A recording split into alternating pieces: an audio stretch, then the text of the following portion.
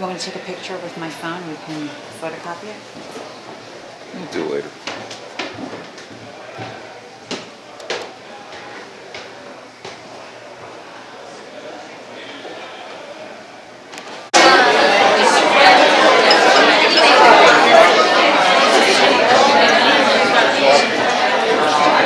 Good to see you, man. How you doing? I noticed you. Hey. Right here. Hey, Al.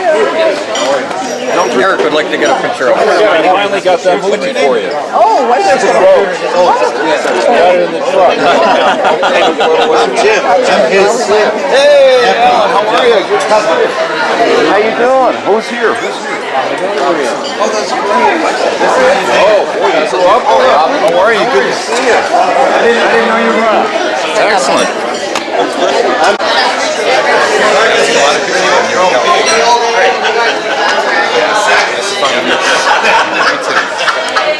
think we had met, but it was a long time. Maybe Long Beach Island around that time. Oh, you're the photographer? Oh!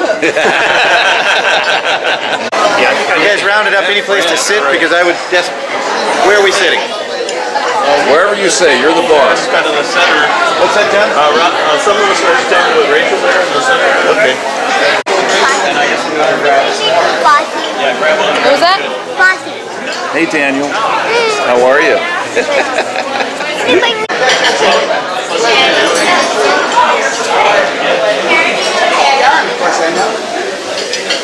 Hey, young lady. Hi, sweetheart. How are you?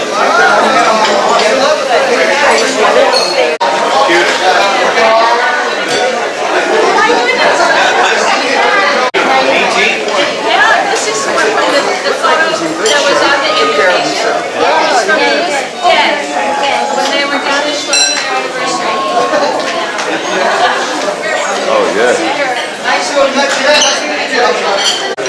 Right. It is, yeah, you know, it works. There he is. Your whole life must be on film. That's right. Part of that giant camera. Oh yeah, I remember that. It is incredible. Thank you. Peach, try it. Yum. Oh, my God. Look, she's so photogenic. She is lovely, just like her mother and grandmother. She looks like the actress Michelle Williams, but the improved version. She likes.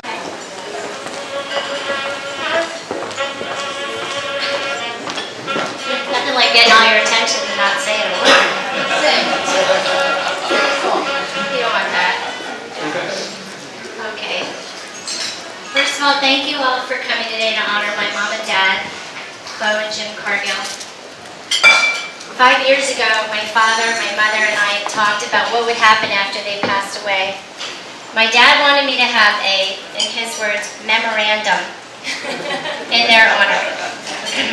He seemed to believe that they would pass away around the same time, and therefore this event would take place in both of their honors. So that's what we're doing here. He wanted us to have lots of pictures of them and make it a pleasant event and not a funeral. Someone recently told me that from the moment she met my mother, she could see right away that Chloe was so very sweet, loving, kind, soft, and gentle with her family and with everyone. She said that when she met Jim, she was in awe of his intelligence and diligence. He also proved to be very loving and kind as he explained the ways of the world. I think these are great descriptions of my parents, and I feel incredibly honored to have been raised by them. As you know, I was adopted, and when a baby is up for adoption, he or she can end up with just about any life. Mine has been truly blessed. I owe it all to my parents. I have always felt incredibly loved, supported, and cared for. I have lots of memories I could share about our family times down the shore, being on the back of Dad's motorcycle for adventures, going crabbing, clamming, sailing, and rowing with him, taking art lessons with my mother, watching her interact and care for hospice patients, or the many times she drove me to lessons of one type or another and waited forever for me. But instead, I'd like to read to you a letter I wrote to my parents on their 40th anniversary in 1989. Dear Mom and Dad, it's your anniversary and I'm not there, but that's the only sad part. Everything else about this day is wonderful. I'm so proud of you both and so happy to claim you as my parents. 40 years is a long time. As marriages seem to go these days, I think that might be considered like 80. You should be very proud and happy, and I really hope you are. I've learned so many things from you. For instance, I recognize the mockingbird singing outside my window right now. And more than just the ability to know what it is, Mom, you've taught me to really hear and see the beautiful things in the world. I also have a sense of respect and compassion for others that I know had to come from the people who loved and raised me. And Dad, you've taught me to be patient and gentle, not only with puzzle pieces, but with human beings, and you've given me a special feeling for being near water. Oceans, lakes, rivers, anything you can float your dinghy on. When you put together all the things you've taught me, which are so much more than appreciation for life, patience, kindness, respect, and love, you have a recipe for life. I love you for who you are,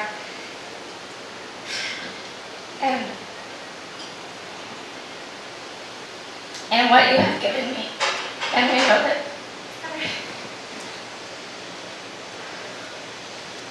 I know that my life will always be happy and successful because you set such a great example. To Jim and Chloe.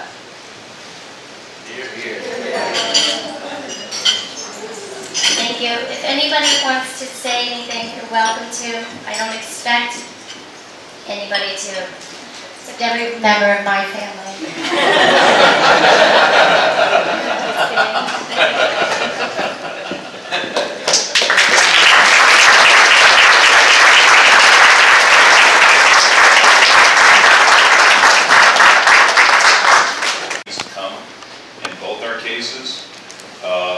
We used to sail this boat, which is a Lightning class boat that was yellow in color. We used to call it the banana boat.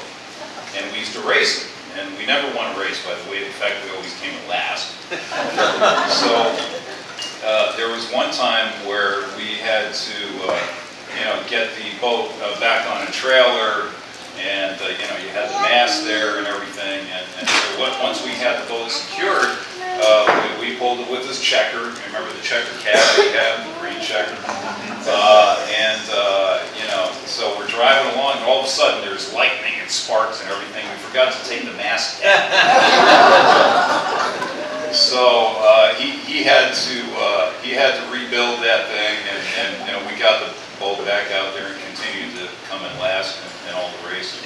But I got to say that Uncle Jim, even in his waning years, never lost his sense of humor.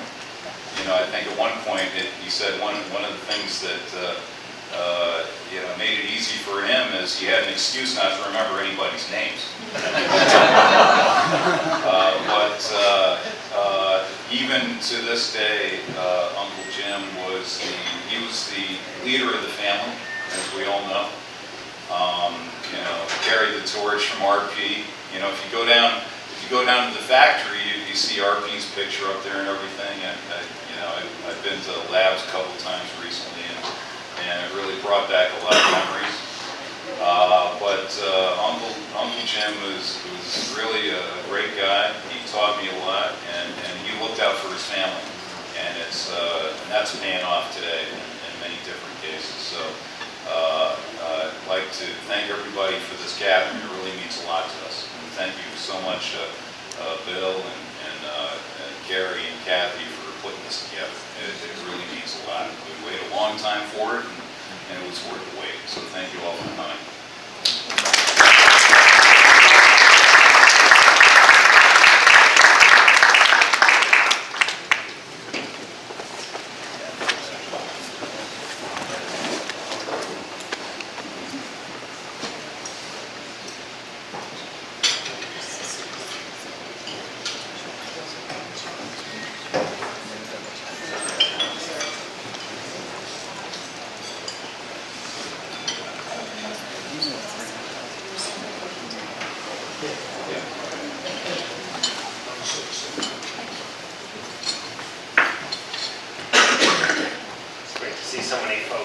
I'm Eric Strandberg,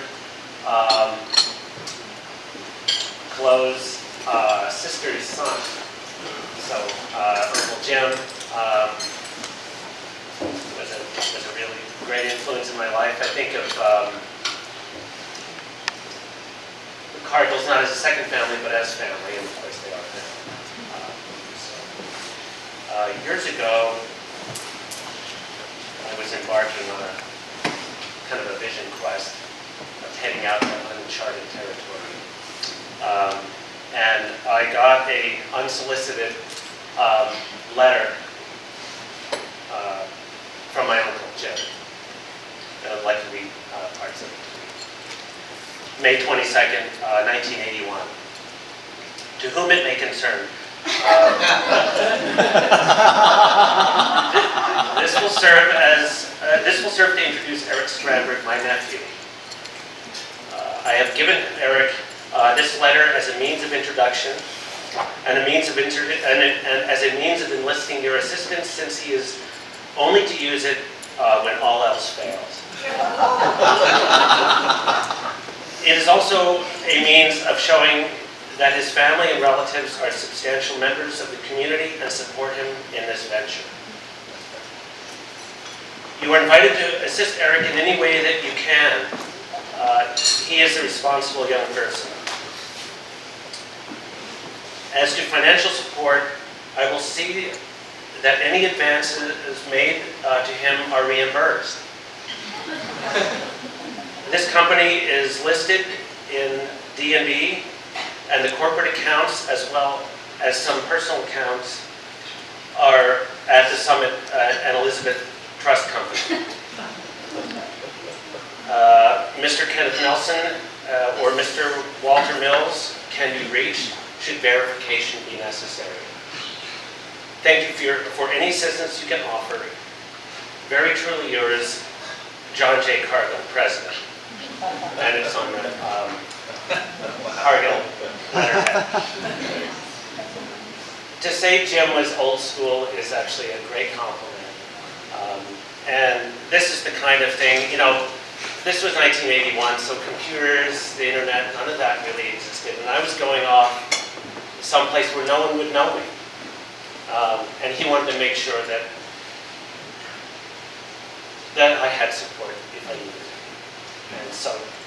And I've kept this letter all these years, and it's means a lot to me. And he and Chloe are my family, and always will. Thank you.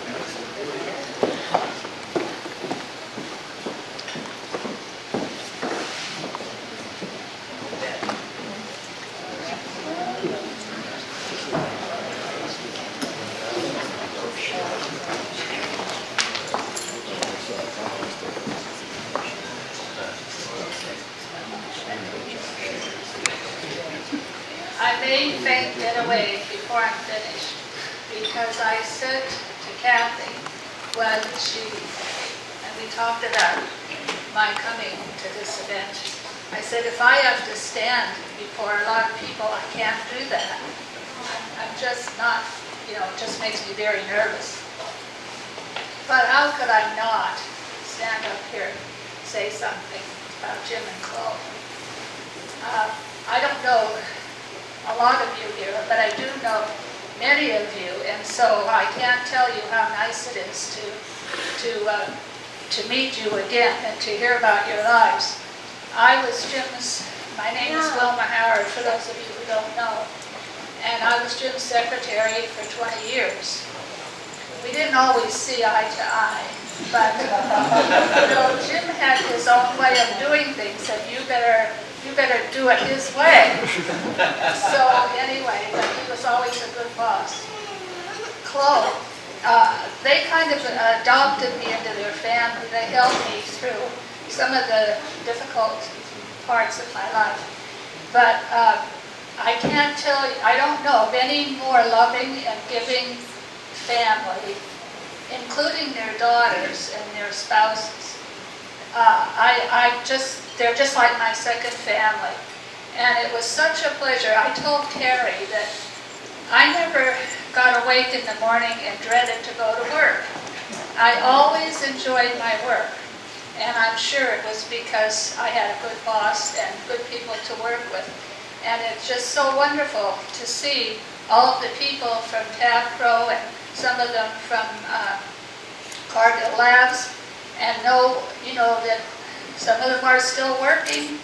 And I don't know, it's just a wonderful opportunity to meet everybody. And I'd like to thank Carrie and Kathy and their spouses again, as the others did, for providing this opportunity for us to speak. And I'm still on my feet, so thank you all.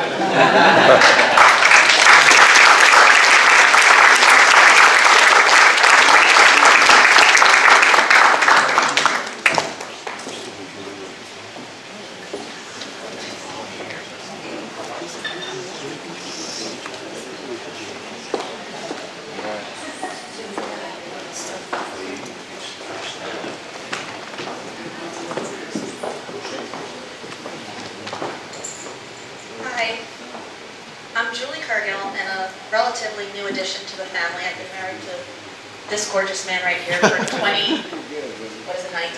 22 years. I am a niece-in-law to both Jim and Chloe, and I'm a registered nurse for about the same amount of time as I've been married to David. And often as I take care of patients, I think that it's a little bit cruel that when you meet somebody at the end of your life, that's how you're remembering somebody, and that you're not seeing them as they were when they were younger or when they had a family. I've been intricately involved with some of the people in this family in their last days. Elizabeth Gerberick, David's father Charlie, and we got to see a decent amount of Jim and Chloe before they died. And when I think about all of these people, I think how gracious and wonderful they were in some of the hardest times of a person's life. Chloe was in a lot of pain often, and she never complained. And she was gracious, and when we'd come and visit, she would ask about how the entire family was. She would go from all of David's brothers and ask about them.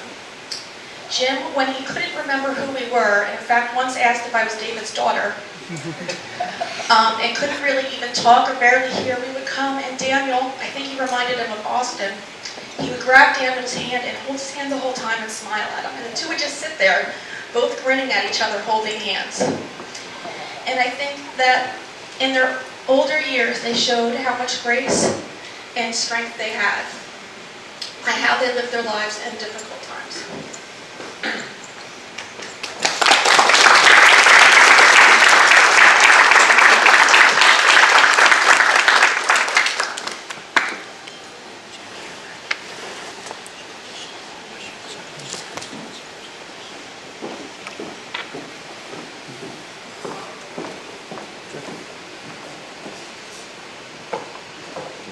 Okay, if there's nobody else, we're serving, oh, I spoke too soon. Psych.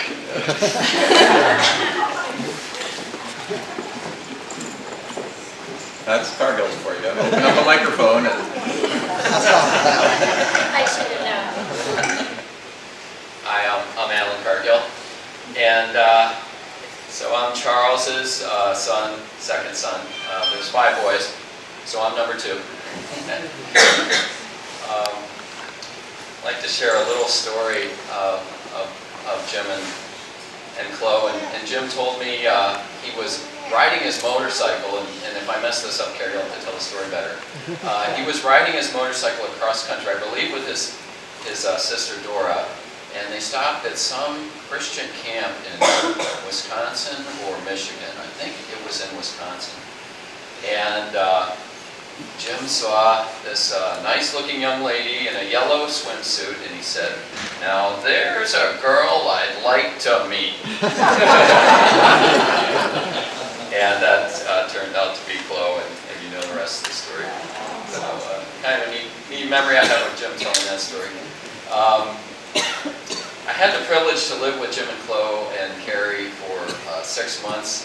So my family was moving anyway, and in North Dakota, and they said, "Why don't you come and visit and stay with us?" So I went to school in New Jersey for a semester with Carrie. Yeah, in Mountain Lakes, right? Yeah, lived in Crane Road in the old house. Looking back on Jim and Chloe, I'm just struck by how generous and gracious and giving people they were. And they just very naturally took me in, and I thought, oh, that was nice. You know, now I'm older, have children of my own, and I realized, oh my gosh, that was a huge commitment. And I don't know if you knew this, Carrie. They invited me to stay on, and I even offered to stay on through high school with the family. And it was, again, a very generous thing to do. Again, at the time, I was like, oh, that was nice. And now I'm like, oh my gosh, that was a huge commitment. And I've heard stories from other family members on how Jim and Chloe just quietly helped them during some very difficult periods in their life. And I just bet if we knew all those stories, which I don't, of how Jim and Chloe quietly helped people during tough times in their life, I mean, that'd probably be a book, if not multiple volumes. So I'm sure a lot of people here could tell stories about that too. So just want to thank you all for this chance to share this with you and honor Jim and Chloe and the lives and celebrate their lives and what they've meant to all of us.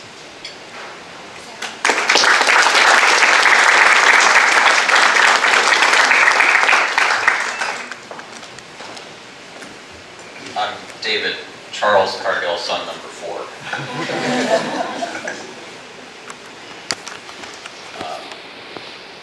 I have a few very poignant memories of stories that my uncle used to share that I think are worth retelling. You know that he was in the Navy as a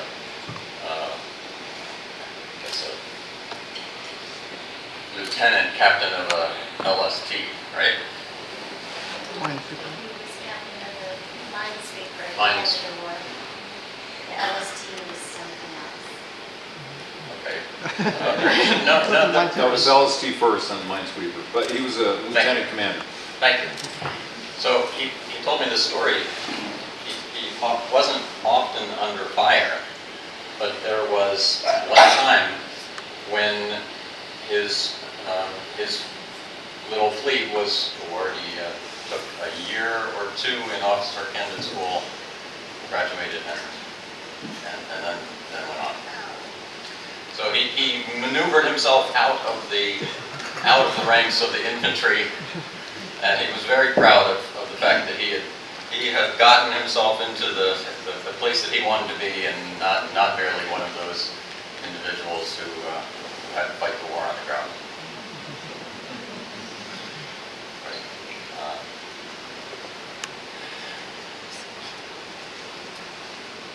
My uncle,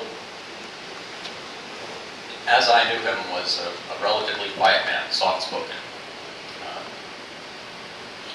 He could be stern in business matters. I have only one example of that. That was as a young freshman, after my freshman year in college. I was a rather creative, alternative young man. And I developed a habit of taking naps during the summer, midday. And then I sought to continue that in my first co-op job in my sophomore year. And my employer in New Jersey said yes when they made a little room available for me. I was far ahead of my time. Now, there are some people, some companies that encourage this now. But that one was not one of them. So they allowed me to start it, and then they simply released me from that particular job. I told my uncle about it, and he said, well, sounds like they did the right thing.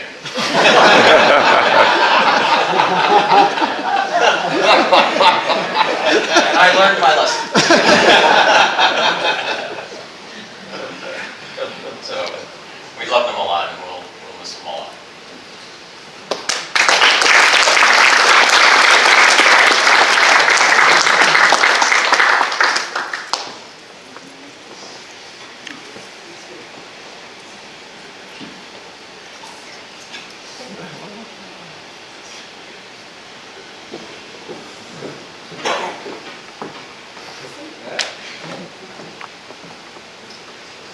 All my cousins are so tall.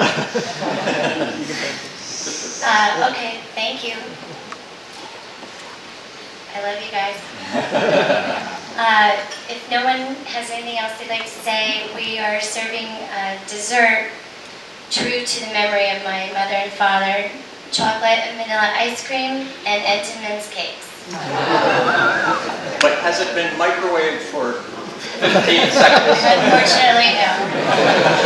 There's also a table full of candy because my father loved candy. There was candy hidden all over the house, much to the delight of my boys when they were little. They'd sometimes come running and, did you know, I just found a chocolate bar in that yellow thing in the other room. Can I eat it? After dinner. So now you've all had your dinner, you can have some candy too. Thanks again.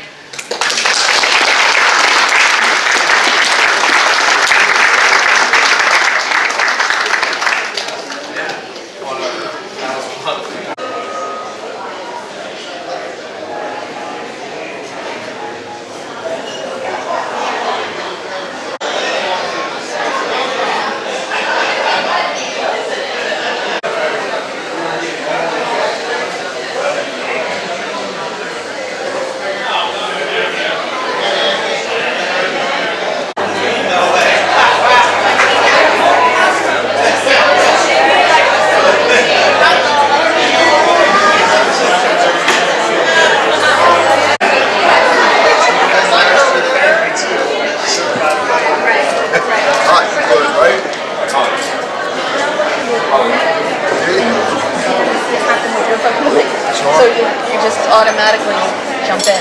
Absolutely. Actually, Fiji was just. Yeah. How many kids you have now? 2. I got.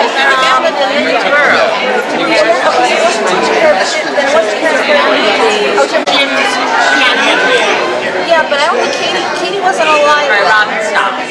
No. Now, Wilma, why do you feel uncomfortable in front of the kids? No, I'm just kidding.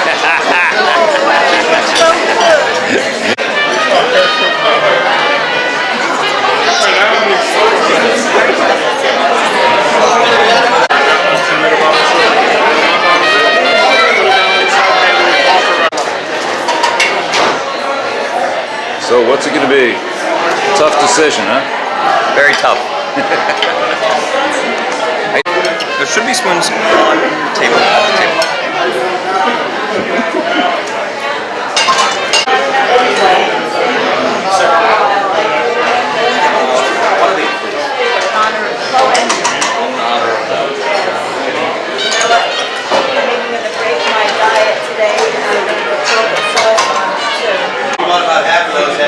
Someone called me. That's too bad. I was going to do it. Oh, God. He was always on the driveway smoking cigarettes, telling war stories, you know, and you know, he just seemed so relaxed whenever he was just in his element all the time. Excuse me, that's all right. No, that would be enough. Don't film me when I'm eating, Robin. What was that? There you go. There you go. All right, good job.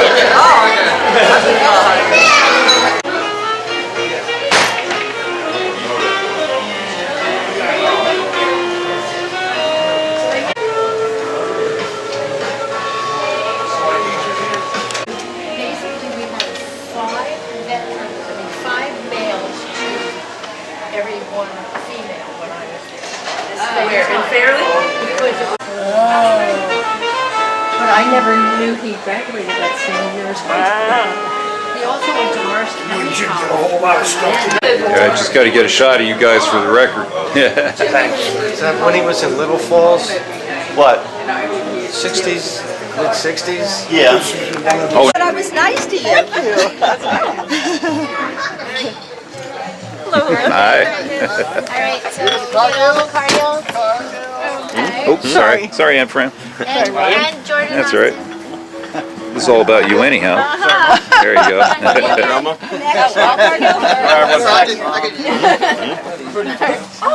Suck it in. Oh, yeah. Find a spouse. It may not be necessary. Come on, Annie. Also after Of course. Who's the first? Okay. All right. Do we have everybody? Let's see. Okay. Are we missing anybody? I Get the flag sticking out. Maria in this? Sure. David and Julie's kids? Let's do one and then we'll get that. Ready? 1, 2, and 3. Okay, hold on. Let me use this. I mean, like I saw them walking off by the boats. Say, obsessive compulsive disorder. Okay, ready? 1, 2, and 3. All right. Great. No, do another one. Let's do one more. Sure. 1, 2, 3. Okay, just gonna get some close-ups. Say hello. Hello. Hello. It's like the Three Stooges. Hello. Hello. There you go. Except it's like. Are you missing anyone? This is the next generation. We have our next generation. Alright, what about Rob's fam? Carrie was, I think so. Ready? 1, 2, and 3. Okay, hold on. Yeah, we got to take a picture upstairs. Okay, I'm coming. I was playing hide and seek with the kids. Oh, that's cute. Where is he? They're up there. They took the Alright, cousins. Cousins! First cousins, that's you. Cousins, brother. Yes, first cousins. Thank you so much I for saw someone talking going about off him. through the canoe. Oh, sure. That was wonderful. No, I love that. Not you. How about Rob's family? Oh yeah, like the PR people. Turn your head and cough. Ready, we get Everyone will take a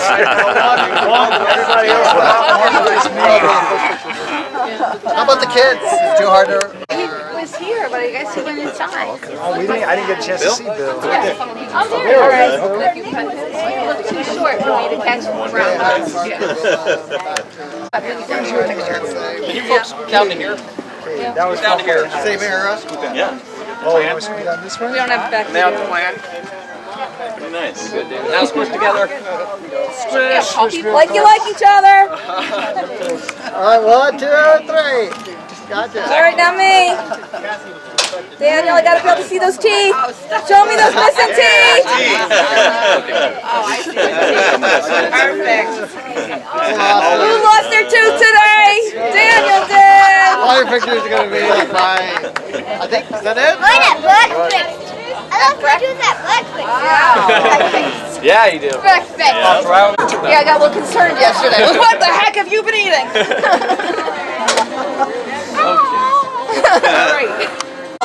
Thank you. Are they supposing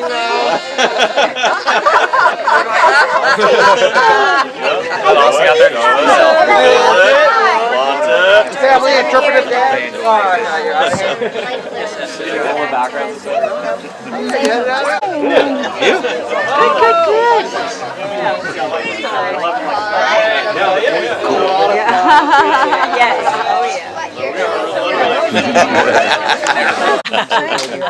I'm gonna have to hitch a ride back to the hotel.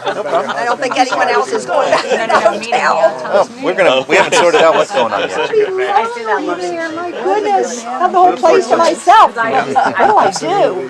Put my underwear on again and swim in the pool. That's how I swam last time. I don't blame you at all. Maybe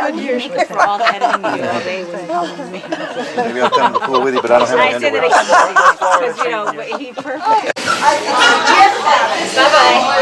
Somebody has a birdhouse. Yeah.